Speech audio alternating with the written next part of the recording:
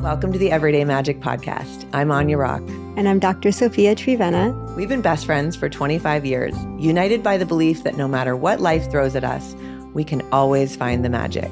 Join us every week as we dive into our most intimate conversations about sex, money, intuition, and building our company, Sofanya, a merger of our names and the best of us.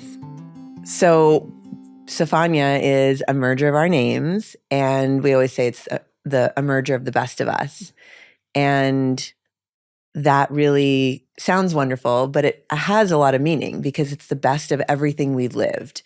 It's the best of our journeys. It's the best of our strengths. It's the best of our failures, of our, triumphs and our heartbreaks. It's the best of our friendship. Mm-hmm. And I think it's a beautiful merger, right? In the way that two people in their very different lives. I mean, we have lived incredibly different lives and always stayed connected and lived very different experiences, mothering, not mothering, married in different capacities and timings, very different education. Living in very different cultures. Yeah, and yet to come together at this point in our life, at such a powerful point of life, a point of life where many might think, oh, well, you're at that age, right? And I remember watching an interview, I think it was Minnie Driver, who was saying like her 40s were better than her 30s. And now everywhere I see like memes about women in their 50s. Yeah. It's like at the pinnacle of their power, at the pinnacle of their lives. And I'm claiming that, and we both feel that. And so to be in this chapter of our lives with so much work behind us and so much beautiful landscape of a journey, and then to come together in this way to literally create something that is birthing into the world as a new thing. I think it's so beautiful. Really beautiful. I don't know about you, but I get asked a lot, you're building a business with your best friend. What's that like?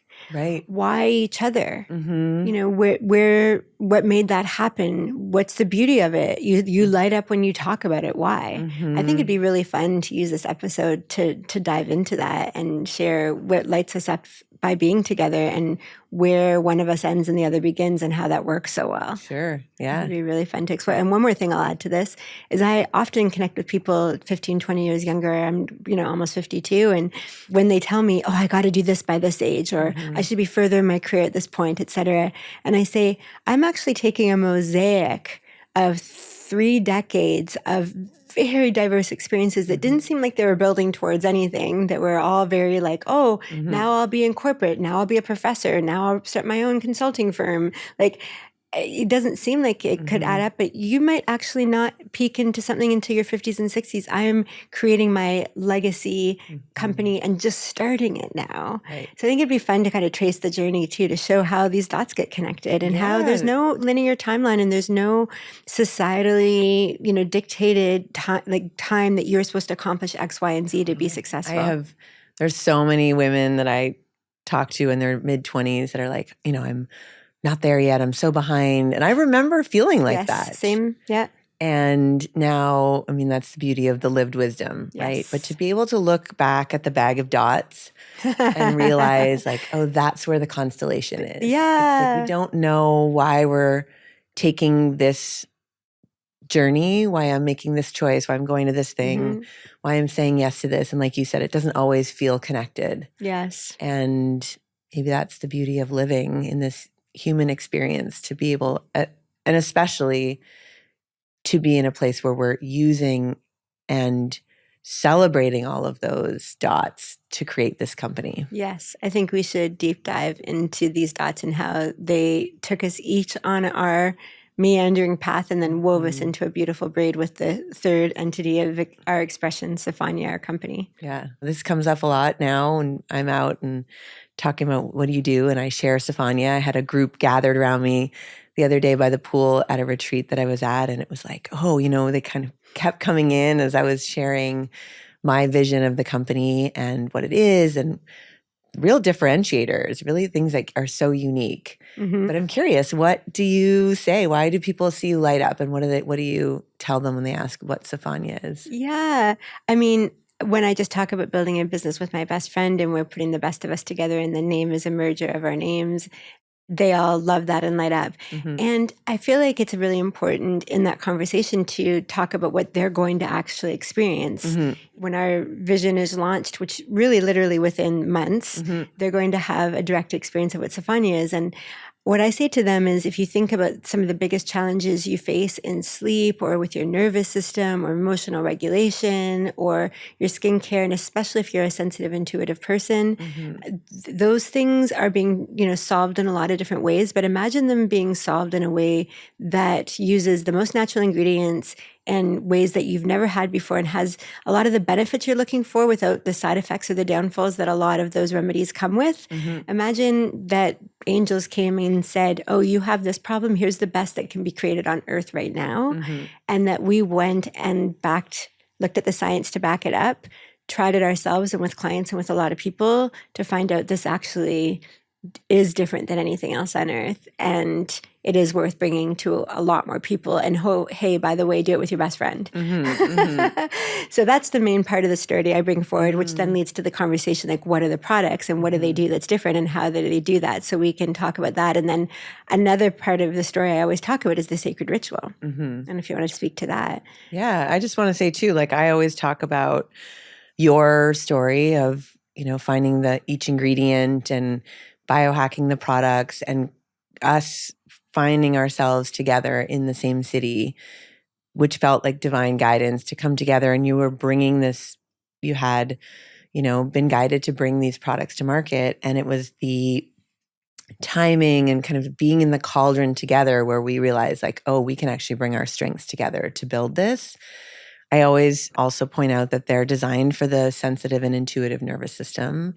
And it's always interesting to watch among groups of people who resonates with that, right? To say, oh, right, they go like, oh, cool, yeah. And I talk about people on a conscious journey or having spiritual up-levelings, going away to do plant medicine, doing the work on a journey of healing, self-discovery, consciousness, and experiencing physical symptoms.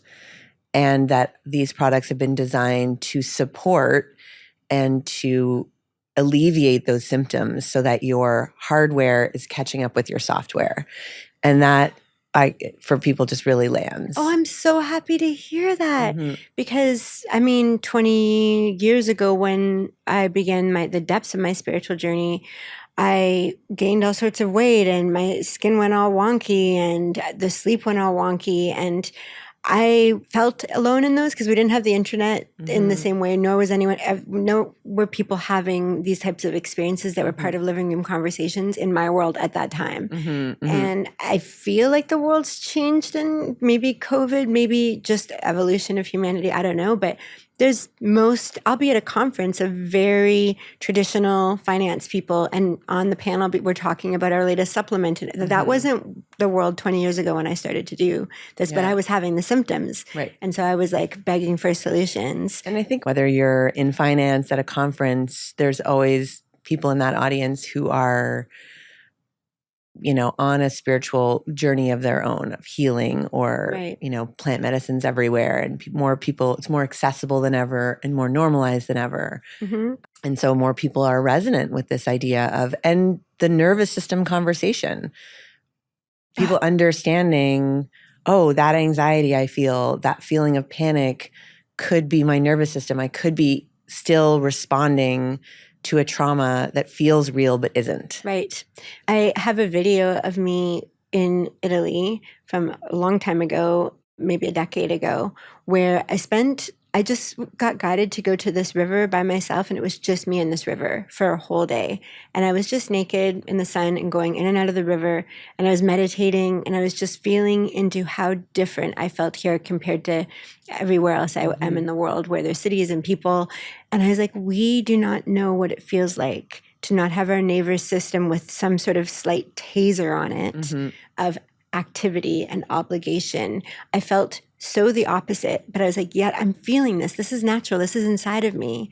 But I don't get to live with this version of my nervous system. but it's real. Mm-hmm. But not everyone can go to Italy into a river and, have that experience. And I literally recorded myself and I came out of the river. I should dig it up. And I said, I have been I wrote pages and pages in my journal. And I was like, I've been realizing that we get born into a womb that's working and getting ready to prepare us already. And we're on the energy of everyone working and being productive. And then we come out into the world and we start our path of school and all this, obligations, etc. And we don't even know that we have this, but we're like, one day we'll retire. And because there's something in us that knows that there's something besides this, but we have to work to get to it. And it's not time yet. And later down the road, we can go on vacation or have that. But everyone you talk to, it's on vacation. Can you really unwind on vacation? You just turn it all off and you're on vacation and reading a book and you're not thinking about that check or that, obligation or that thing you messed up. Like, we never get to be away from it.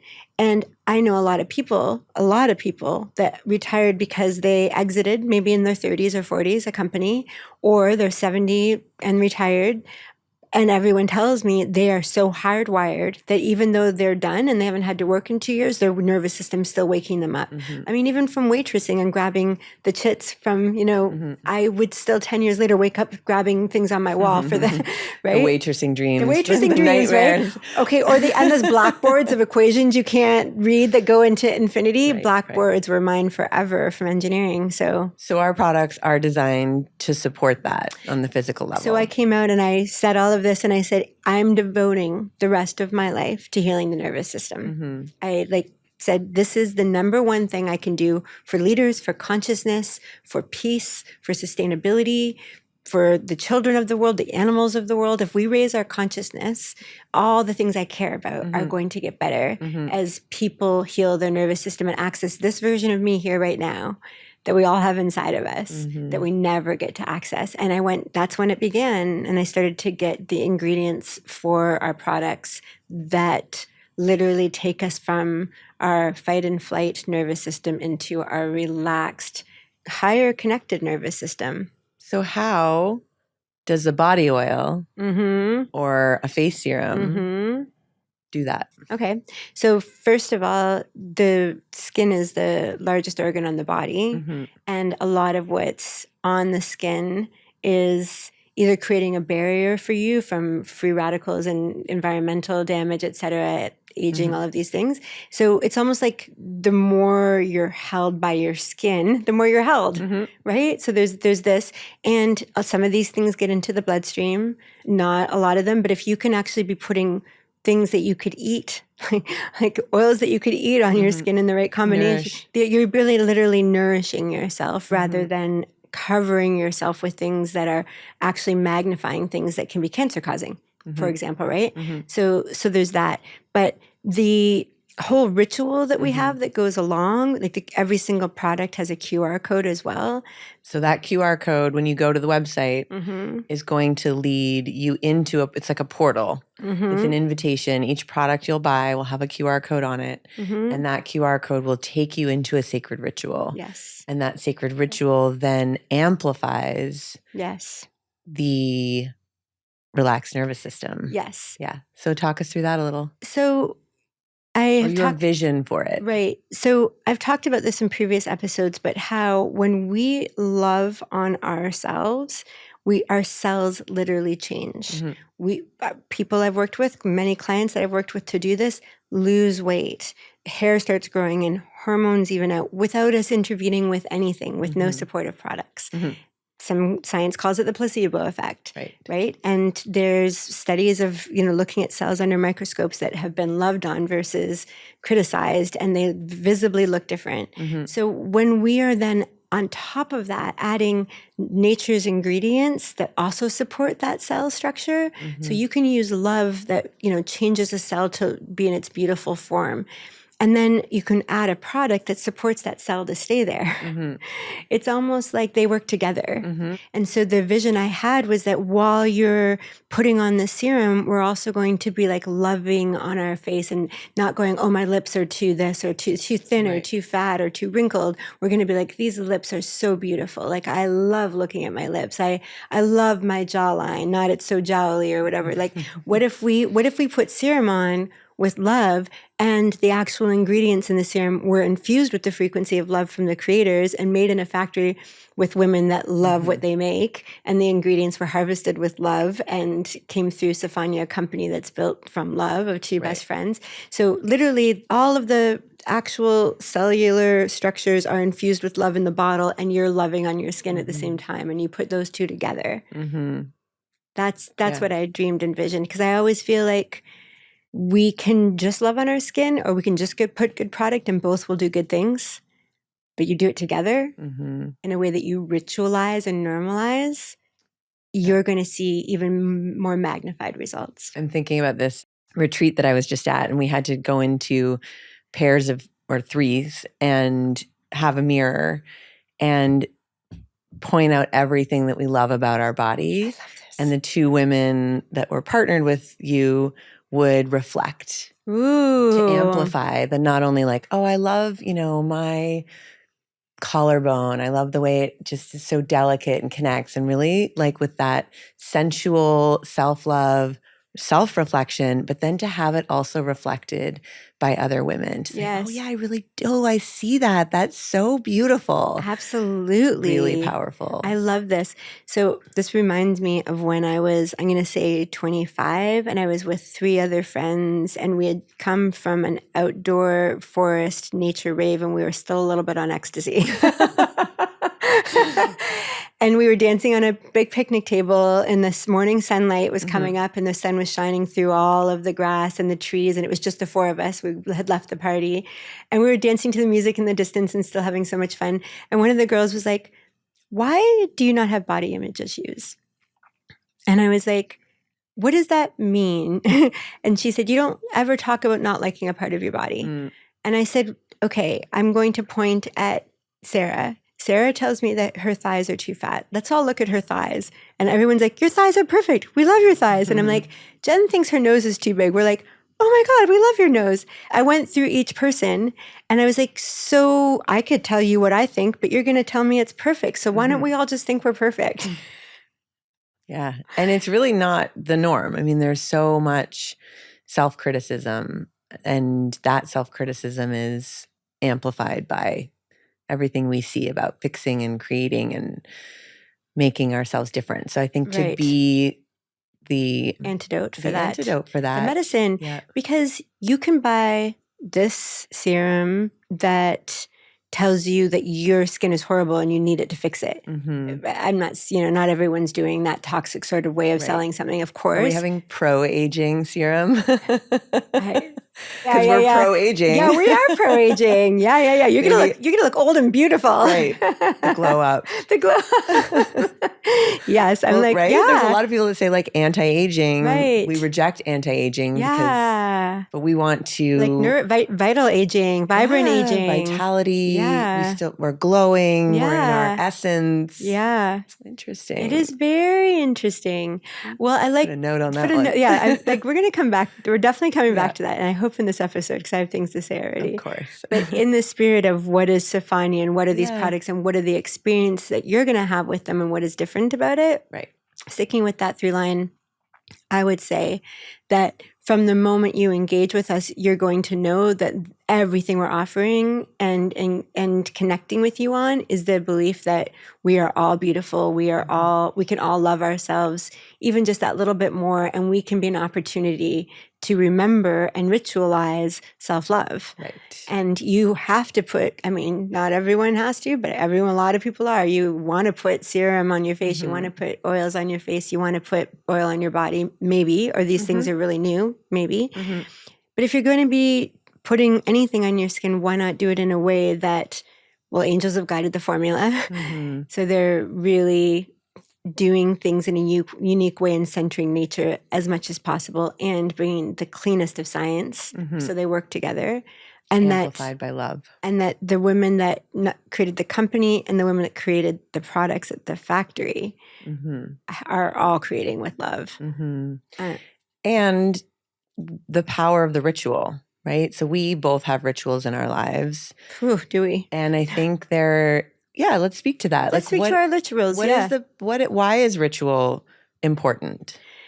I literally start to open my eyes in the morning and I start to realize I'm waking up, and I instantly pull divinity all around me. Mm-hmm. And I pull divinity so that I feel like I'm literally held by the divine, my divine parents. I feel like I have my divine father and my divine mother, and they wrap their arms around me and they hold me. And when I feel that, my nervous system relaxes, because I usually wake up from like kind of into a worry. I don't know if you wake up like, oh my God, what about that bill? Or did I make that phone call? Or I do that. And I'm like, before I do that, like as soon as I put them around me, I super start to relax. And then I start to, this is literally, oh my gosh, Sophia, look what we created. Look at this beautiful 2-bedroom home that we created with money we made, helping people that we care about in a way that no one else could on earth. Every single thing here we chose.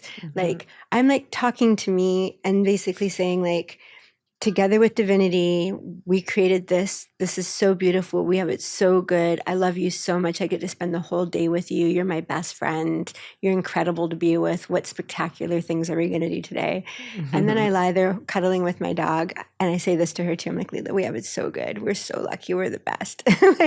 And then I do my ritual of asking the angels, what blind spots do I have? And they give me downloads. I'm not realizing how good I did at something. I'm realizing that someone kind of felt this way when I said that. Like, they give me my blind spots, and then I ask, what challenges do I have today, and what's the best way I can face them? And then they show me later on. I'm going to be very confused when I get a piece of paper, but the thing to handle is just to know I don't need to deal with it right now. Like, they give me specifics, and then I ask, what are glimmers of possibilities I don't know? And I'll see myself at a beautiful hotel having brunch, and I'm like, oh, I should find that. And then I'll ask, what would make today heaven on earth? And I'll be like, oh, call Anya right now and have a morning chat. Usually I call right at that moment. And then I'm like, oh my God, I just got guided in my morning meditation to call you, and you're calling me. So that's my first like 20 minutes of the day. And I do ritual all day long. And imagine how good those 20 minutes make me feel, and how prepared for the day, and how I didn't get into the minutia of the panic nervous system. Right. And I got into my calm nervous system that can act by asking divinity to wrap me, that can access the higher truth rather than the panicked fight and flight nervous system perspective. And imagine that 90% of people pick up their phone first thing in the morning and go right into social media, or right into the news, or right into the awful things happening in the world. Do people do that? Or right into emails. I think 99% of people. I would be fried. Yeah. I'd be fried. It's one of the, I mean, I have taught in my own coaching, like, one of the things that I first ask my clients to do is a sacred morning ritual, to create space in their life before you consume, to create. Yes. To be with yourself, to be with your energy. I think more recently I bring in that divinity, I bring in the angels and ask, and I remind myself and bathe in that self-love. But even before that, got really clear that letting, imagine like you pick up your phone and someone who sent an email at 11 p.m. last night gets to be the first thing, and now you're in your rocked. nervous system. Yeah. Yeah. Before you set your nervous system and then get to respond to that from that set place. Yeah. And I think, like you just said, I usually wake up with like, where am I? That's my first, because I move so many times too. I'm always like, where am I? What house am I in? Are there dogs here? Are there not? Are there little people that need me? Yeah, like, is it get everyone on the bus day, or is it go have coffee with Sophia down the hall day? And also because if our dream world is so vivid and we come into this world, it does kind of feel like you're thrown into another reality. Totally. So there's always a moment of reorienting, and then the discipline. And I'm not saying I could do it all the time, because the thing about discipline is it's not, forever, but just to sort of. I do not use that word. Right. I use ritual. Well, but there is, for me, it's so easy to grab my phone and to say, like, I'm going to turn my alarm off, put it down. I can come back to it. I'm going to resist the temptation to check in on the world, and I'm going to spend 10 minutes in meditation. I'm going to, set my intentions. I'm going to do my meditation, do my journaling, even if it's when I have more luxurious time, it's like maybe 30 minutes of journaling. Maybe it's 5 minutes when I'm with my kids, but it's like, can I set that intention for my body for the day, for my energy? And then I can pick up and be like, oh, Sophia's already on email. She's emailing me about Sofanya. you know, At 5 in the morning. Yeah, totally. But that's why I don't check it, because you've emailed me at 3:30 in the morning Yeah. and I'm not going to dive right in. No. Someone's boss could have emailed them, or, you open up, you're like, oh no, the tariffs. Oh no, the world is on fire. Yeah. That is all still happening. Yeah. But I can take 30 minutes, 15 minutes for you before I handle all the very real things in the world to just be with me. I do. And it's a huge difference. So that's like why the morning I think is so, so important.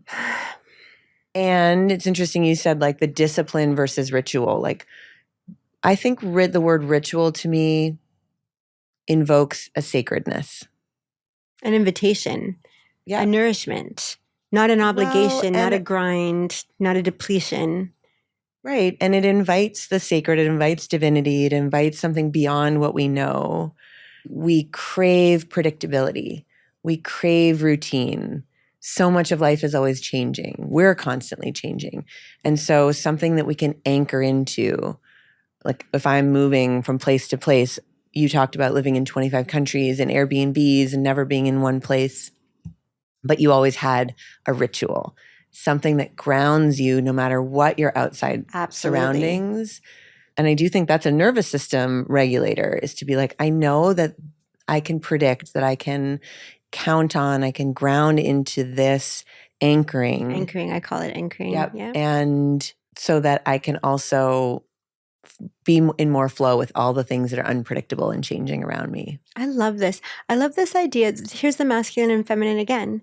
The masculine holding so the feminine can flow. Mm-hmm. The masculine holding in some ways is the rigor of the ritual, but the feminine is the flow within the rigor. Mm-hmm. It's with what, at this time I will do this. When I open my eyes, I will do this, and it's held as a placeholder in the flow of my day. But within that space, I flow. Mm-hmm. So I think it's really beautiful to think of ritual, even though it takes focus and willpower and choice and avoiding the distraction and not just it's like quitting sugar. It's like yes, it takes discipline or willpower, and we know we're going to have a benefit, big benefit. So it's a nourishment. It's a choice towards nourishment, and again, away from everything else that isn't as nourishing. Mm-hmm. And then once you do it and it's delicious, it has a magnetism. It pulls you back. It's like a energetic force that holds you. So this whole notion of having them, I call them anchors, and I call them happiness anchors. Happiness anchors is knowing I have this yoga class scheduled on Thursday, that I have this facial scheduled, that I'm having tea with this person that day. I call them happiness anchors in my week. Sure. But the rituals are like my personal, nourishment anchors in my day. Mm-hmm. And they take less energy when you know that when you go to bed, you're going to do this. I always do the same thing at night too. I always say goodnight to myself. So you tried your best today. I love you. You were really fun to hang out with today. I'm so blessed that I get to go to sleep with you. And I cuddle with myself the way I would cuddle with a beloved, and giving myself that going to sleep. So I feel like if we can provide that normalization, that invitation, tools, reminders that when you do this ritual of washing your face in the morning, washing your face before you go to bed, getting out of the shower and having your hands touch your entire body, which can be done slapping on the oil, or it can be done in a really self-love. I love my thighs. I love my stomach. I love my breasts. And for 3 years, I was with a man that I never touched the oil. After every shower, it was our ritual that he oiled me, my entire body. Beautiful. It was so beautiful. Yeah. So there's like so many ways things can become ritual. And I think the Sofanya sacred rituals are, again, an invitation, and they can kind of be a starting off point, right? So we'll have sacred rituals for each product, but I believe like once you open yourself to the world of a sacred ritual, you begin then to be in flow with your own creative process. And that people who are going to discover Sofanya are going to be like, oh my gosh, there's this beautiful sacred ritual for the oil. And now I really want to create a sacred ritual around something else in my life. Brushing my teeth. Yeah. Or anything. Yeah. I kind of link a lot of the things I do, naturally I link with a little bit of a ritual. Like when I lived in the Bay Area, every time I drove over a bridge, for the first half of the bridge, I would throw over the bridge everything I wanted to get rid of and let go of and say like to the ocean, take it. And then the second half of the bridge, when I was arriving to the other side, I would ask for things that I wanted to welcome in. And it always worked. Like I always left the other side with those things not in my nervous system. And those other things I wanted would end up manifesting. So that was just every time I've ever driven over a bridge since. A lot of bridges in the Bay There's a lot Area. of bridges. So I did it a lot. Yeah. But it could be like every time I get Leela's food, I always like take that moment of giving her food, not to just get her food, but to send love to her cells, to ask any illness to go, to ask her angels or my angels to take care of her, to ask if there's anything intuitive they can tell me that would make things better for her. I got one time that she needed to be left home longer than usual on her own. And I was like, oh, I don't want to leave her that long. Like, and I was like, show me why. And they showed me that when she was sleeping, if I left her longer, they could be with her and train her.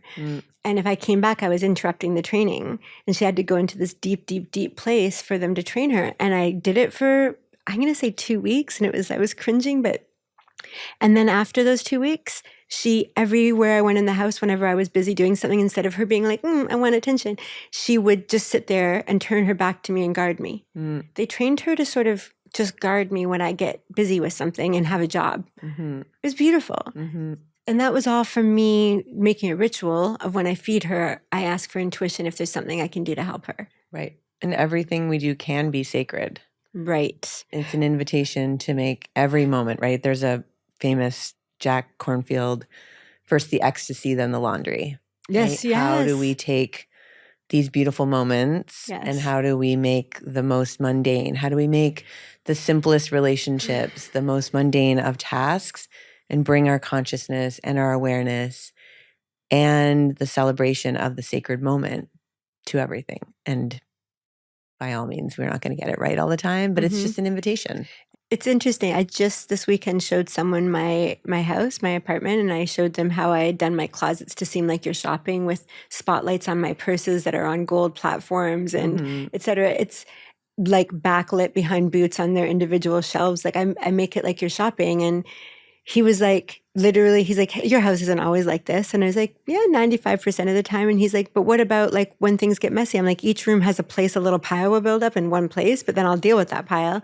And he's like, how do you do this? It must be such hard work. And I said, everything is ritual. Like when I want to go get a pair of boots, I open that, I turn the light on that backlights them, I contemplate them, I take them down like they're a paint for a new canvas, and I put on the outfit like it's expression of art. And then when I want to put it away, everything, every single thing is ritual. Every part of my home is set up to be the ritual of coffee making, the ritual of sweater organizing. Like, you know, it's bringing consciousness, right? So, yeah. So we want the Sofanya community to be a reflection of that. Right. That every product sitting on a shelf infused with love is an invitation to enter into our community, into a celebration of self-love. Yeah. To the invitation to make things sacred. Some of them are guided meditations. Some of them are just affirmations or maybe an invitation to ritual while you're doing something. So it can just start to, get some juice towards making your own ritual. Do you see a world where people share their rituals in a community through us somehow one day? I mean, Maybe, it's not where we're at right now, but that would be really beautiful somehow. I guess it could be done somehow on our social. Imagine if people, when we launch products, one of the things, hashtag sacred ritual, hashtag Sofanya and ritual. People shared how they've turned a product in. Wouldn't that be cool? I mean, can you imagine? This would make me cry. Is the sacred ritual body oil and different people posting, like I would have posted, my partner, instead of me putting oil on after bath, we have ritual that he comes into the bathroom with candles and gets on his knees and I stand there and he covers my whole body in oil. Like I would love to hear a woman say that, or whatever. I mean, I've heard women say, on my pregnant belly, or, my hands were so chafed from the job I do as a hairdresser, nothing was working. And now I can have actual soft hands and I'm having a new connection with my husband. Like beautiful stories have come to me through these products already before them going to the world through Sofanya. So imagine a lot of people sharing. Beautiful. Let's make that happen. That's your job. Perfect. Whatever goes on in the social world, I leave it to you. To the marketing. Yeah. No, I think those are fun. Create trending How does one create trending? Don't worry about it. Yeah. I think with the spirit of creating this, in the invitation and then people really resonating with it. And sharing and then everyone sparking each other and inspiring each other. This is exciting. That will be a highlight for me. I will definitely shed some tears of joy. That'll be like really moving, I feel. Put that on the Sofanya vision board. And I mean, we could, when people say, what is Sofanya? It is products and experiences that ritualize self-love. We have a vision for doing live experiences, both in our launch, and we were guided to do Sofanya Sacred Ritual Experiences, Soul Spa. Yes, Sofanya Soul Spa would be an experience that merges the best of us again with you playing crystal bowls, doing a sound bath, doing angelic activation, angel-guided meditations, journaling, reflection prompts, everyone accessing their own intuition in the field of the angels to get their own downloads. So that's a beautiful journey that the angels actually in one session gave us the whole recipe that would weave the best of our gifts into an experience for someone to have. I think what's beautiful, even as I'm reflecting and you're talking, is that Sofanya, it's not just products, right? It's products and it's experience. It's products and community. It's the physical and it's the spiritual and the masculine of the form and also the creative of the unseen. It's beautiful. It really truly is a merger of all of those things. It's so beautiful. I feel like the Sofanya Soul Spa, I can feel it happening in different, venues with physical people. Do you ever see it online sometime where people put headphones on and get the journey? Sure. Somehow, I would be great to bring it to more people, but we'll do it in person a bunch of times and really get that experience. But I know there's someone out there could help us take it to all of our community. You might even have a really great videographer who could video it. Yeah, it's up to you. Oh yeah, got anyone in mind? If there's a man that can sit in this room and listen to us talk about all the things, he's my first pick. Yeah. I was like, how is that? How are you feeling about that conversation? Yeah. Yeah, this is beautiful. So it is products, it is experience, it is sacred ritual, and it is community. Yeah. It's beauty, wellness, and wisdom. And it's a personal experience and it's a connected experience. And it's also a community experience. Yeah. Yeah. I love it. Beautiful. When we have the products as they come into reality, we've already gone pretty deep on the body oil, but I feel like we can share the journey of how those ingredients came together, why they're different, how they differ from every other thing out there, and why you would want to, like what you might be experiencing that would make you want to have this. Right. I think we can do that for each product as they're ready. And I don't think we do that now. We're addressing, beauty and skincare, body care, and we're addressing sleep and we're addressing nutrition.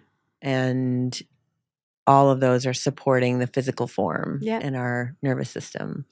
And I will say we will, and it's kind of scheduled right now for an anniversary date down the road, so quite a while from now, but that I make all of my earrings that I ever wear in the podcast, and I was making them during COVID, and so many people compliment me on them that we decided to make them sort of the visual of the wearable visual sign that you're part of the Sofanya community. Well, we've talked about necklaces too. Yeah. So we have a lot of ideas. Yeah. And the jewelry is being made by the company in Thailand, owned by women, run by women, that supports them and their children in a really dignified, holistic way.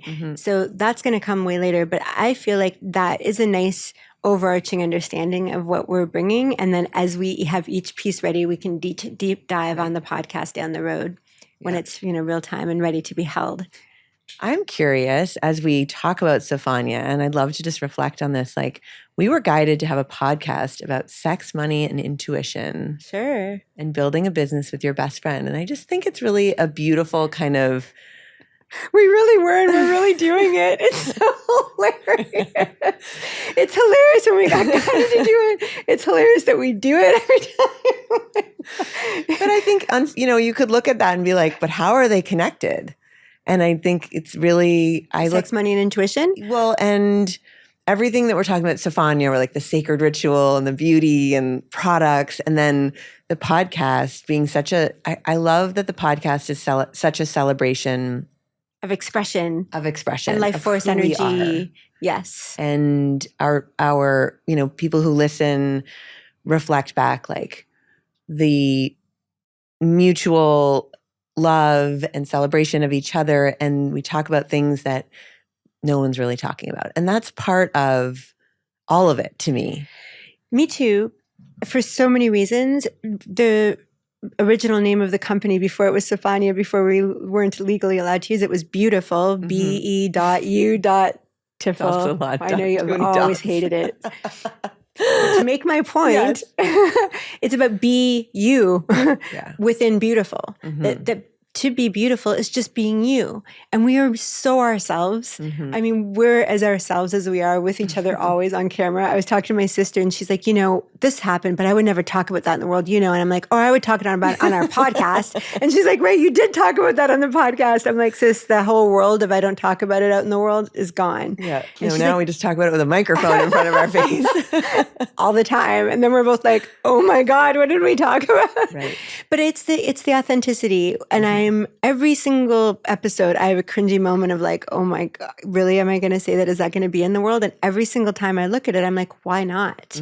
And the answer is always a really lame answer. And why to do it is always a really wonderful answer. And then I don't know if I think you do because we talk about this.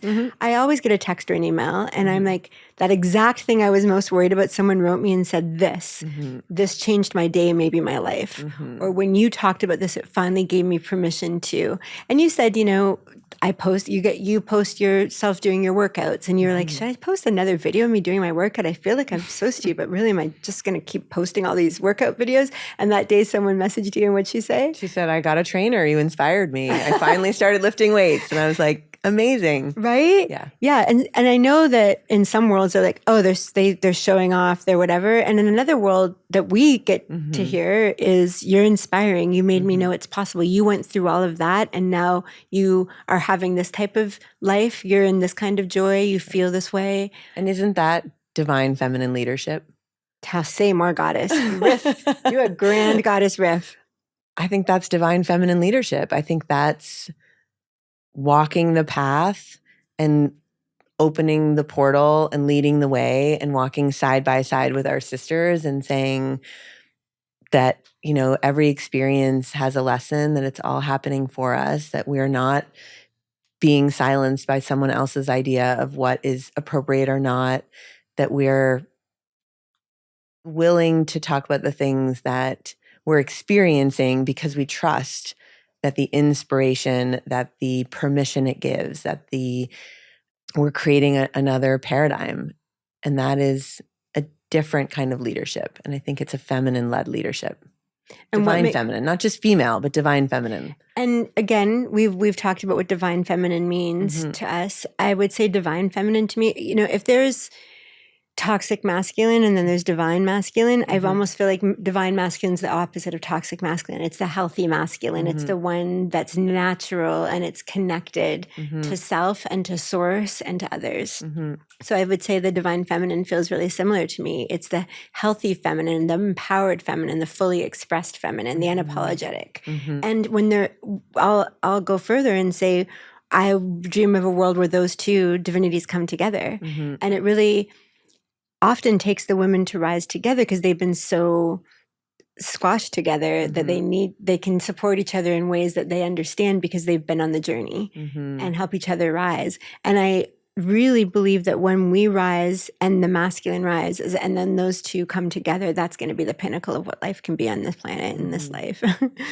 Well, we covered some ground here. I hope people leaving this episode would say, I know what they'd say, I know what Sofanya is. Sofanya's beauty, wellness, and wisdom, I think products, Sofanya and experiences. is still being created. Yep. So we always have a North Star. We have a vision of what it is and the way we want it to impact and what we imagine it's possible. And the field will produce and we'll have a journey. And one day in 5 years, we'll look back and it'll be really interesting to say, this is everything we envisioned and this is everything that was created. And I would love, if anyone's watching this, to put in the comments ideas you have for us. If you hear this and you're hearing, community and the experience of sacred ritual along with skincare, et cetera, and I'm an esthetician and I have this idea, comment. We'd love to hear it. I think it'd be really interesting to hear what community thinks about all of this. Definitely. All right. Okay. It's been a wonderful journey as always, Goddess. Thanks for being on the journey with us. We'd love to have you as part of the ongoing conversation. Join us on our socials at Sofanya Beauty and join our email community at sofanyabeauty.com. Don't forget to like, follow, and subscribe so you don't miss an episode.